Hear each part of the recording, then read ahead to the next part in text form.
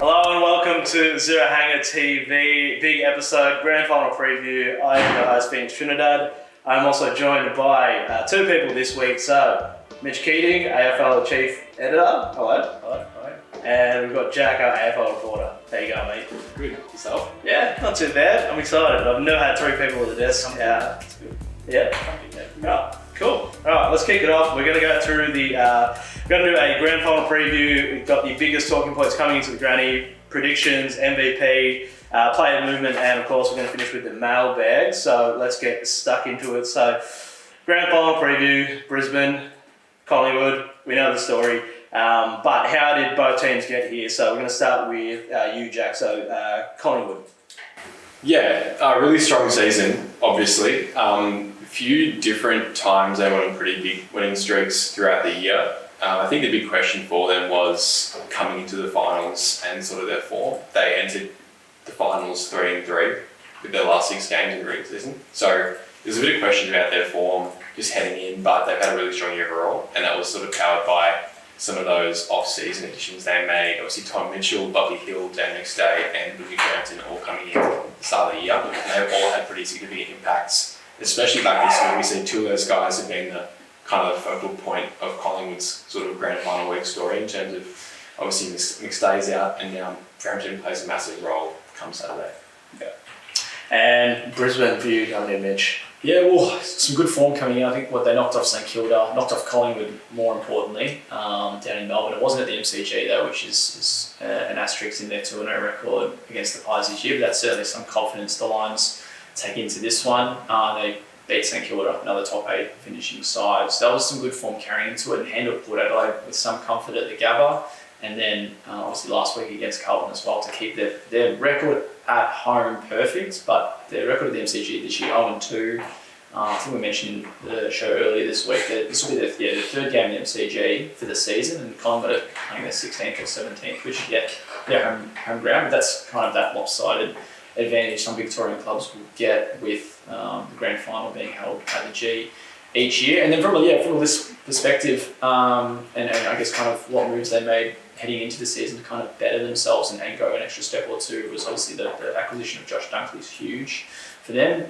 Moving on a few top picks to get him, and then being one of the bigger names in the off-season last year, that was a massive recruitment for a side already going for a flag. And then Conor McKenna's just been a smart acquisition. Obviously, there's a few clubs after him, and getting him through the SSP for cheap has turned out to be really obviously fruitful for them when you look at their backline and him and Kitty Coleman and Darcy Wilmot kind of going past Daniel Rich throughout the year. On top of that, you look at maybe the draftees, and Wilmot being one of them from 2 years ago, debuted in the finals last year and then played a full season this year. But Jasper Fletcher, in the back half of his season after making his debut, has earned his spot in starting 22, and then unfortunately without Will Ashcroft, but he was second or third highest pole getter in the ground low, and you've got Lockie Neal taking it out. So that just kind of shows the role he was playing before his season-ending injury. So I think they added some pretty decent sized names. Jack Gunston's another one who won't be playing,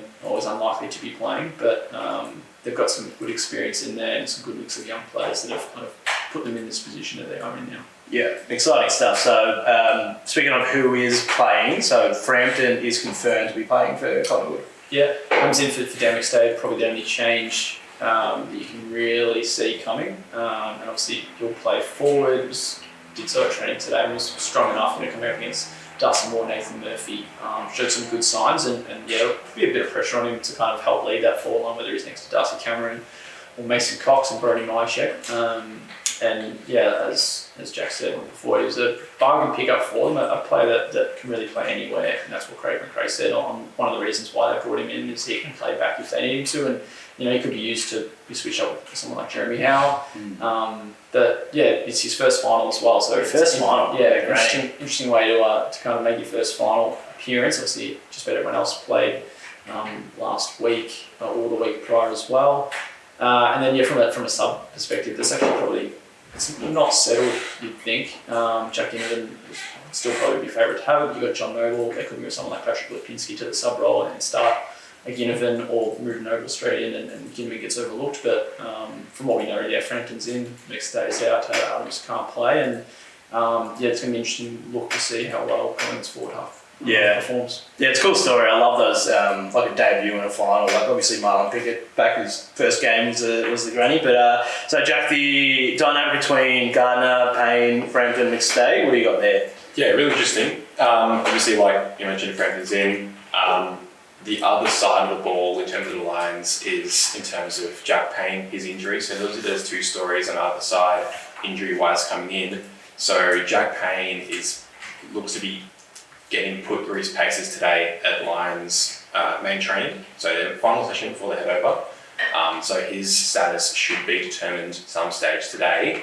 Otherwise, it'll be Darcy Gardner who holds his place in the Lions back line. That's all just interesting dynamics, because then we talk about Frampton as well coming in. He's playing that forward line. So these guys are all going to sort of face each other. It's just going to be, I think the dynamics there are quite interesting, and it would really sort of decide, I guess, the game really in terms of essentially, obviously also just Collingwood's forward line and how it's dealt with by the Lions if Gardner stays. Obviously he was pretty solid against the Blues last weekend.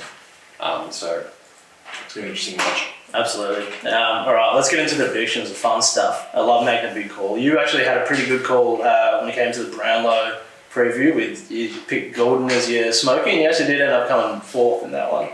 Yeah. So congrats, mate. Thank you. I mean, I can't say the same about your take last week, mate. He did drop, but I did take Neil the second, and then he ended up winning the whole thing, so I'll take that. That's not bad. That's right for you. Yeah, straight up guess. All right, so let's get into the predictions for the granny. So winner and margin. Speaking of what I think is going to happen versus what I want to happen, obviously I want the Lions to absolutely smash Collingwood, but I think it'll be the Pies by about 3 goals. I think it's going to be tight up until maybe three-quarter time, whoever has the momentum coming into three-quarter time, but I think it's going to be the Pies by 3. What do you got, Mitch? Yeah, if I'm saying what I want to happen, I'm just after a close game. I'm not probably leaning towards either side favourably. But I've got Pies by 11. There's a couple of kicks in it. I think what will work in Brisbane's favour will be the weather. If we're going to kind of pinpoint something that can kind of impact two clubs separately and work in favour of the Lions, it'll be 29 degrees at the MCG. It's been pretty hot lately, even in Melbourne when the Pies have played, but they've been playing at night though too. That's the thing. So it's going to be quite interesting to see how they're prepared. Obviously, the training track today was scorching as well, and has been for the last few days when they've been out there. But I think the Pies hold on, couple of kicks in it. Yeah. And you're tipping the Lions? Yeah, Lions by goal. I think it's a close one either way. I think just some Pies, they just love playing these close games. I think they can't really escape it. Obviously, Lions, like you said, Mitch, with the upper hand over the Pies. Couple of times they played this season. I just think they might get over the top in the end, or just a guess. I also like to see a close game, so it might another way. Yeah. All right, and Norm Smith, I've got DeGoey, just based on he's had a pretty good final series so far, and then you look back at 2018, had a pretty massive game in that loss to West Coast. Who have you got for Norm Smith, Mitch? Yeah, I'll touch on probably why this will be the case in a little bit later on, but Darcy Moore, I've got probably just leading from the back. He'll be a pretty big presence for him, a big influence on Whitehall, I think. Yeah. Jack? Like Neil, off the back of the Brownlow, I can't really see anyone from the Pies really sticking that close to him. Maybe Tom Mitchell bodies up on him. But I just think he's going to be able to break loose at some stage on Saturday. Do you reckon he'll get tagged or a lot of attention put on him? It'll be interesting. The Pies might, the Lions work the other way, I think, on focusing on DeGoey. But hard to see how the Pies kind of worked out. But if there is one guy's probably going to be Tom Mitchell, just working a bit under him if you can. Yeah. So if we're picking a dark horse, Norm Smith, I've got Quainer. He's been really good. Not underrated. A lot of Pies fans have been raving about him all year, but I think he could have a big one, I think.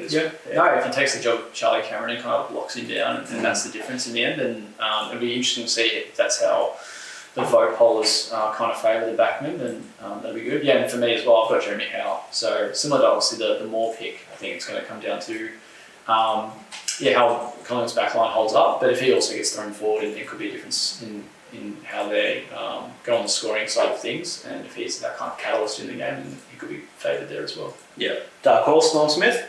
McCluggage for me. So I think obviously most attention would go to like Neil and your Dunkley and even Charlie Cameron in terms of guys who can really be X-factors, even Zach Bailey. But then I think someone who's really unsung in that line as midfield, sort of half forward line, is McCluggage. He's been able to play at sort of high half forward role as well as inside mid. And I think he just unlocks so much as a sort of link up going forward.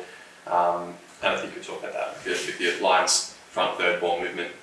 So I think it'd be pretty key for the Lions. Yeah, absolutely. All right, so where do we think the game will be won and lost, Mitch?